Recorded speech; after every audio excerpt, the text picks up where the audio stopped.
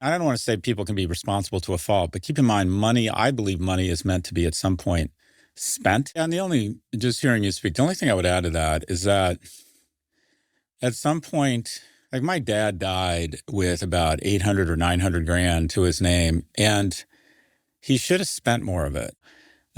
He was just so painfully cheap that I don't think he ever really had a chance to enjoy his money.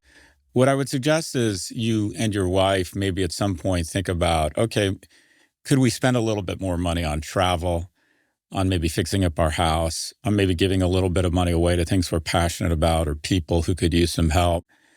And I just wouldn't be afraid at some point to think, how could we have a little bit of fun? Could we take a really nice cruise?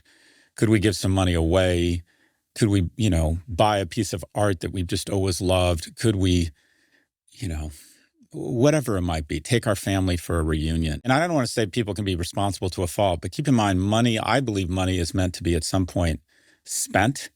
So just be mindful at some point, you may want to ask yourself, could we have a little bit of fun with some of this money? Yeah, I'd agree with that completely. I think one of the things, and if you actually look at the data on this, it's very surprising because like if you look at people who have, let's say, a 60-40 portfolio, they're following the 4% rule, and you do that for 30 years, and you go back through history and you just do that every single year as in a simulation, you're more likely to end up with 4 times your wealth than you are to be below your starting balance. So in this case of this couple, if they start with $1 million and they just started using the 4% rule in a 60-40, they're more likely to have $4 million in, adjusted for inflation in the future than they are to be below $1 million after 30 years. So I think the spending more is something that we don't talk about enough here.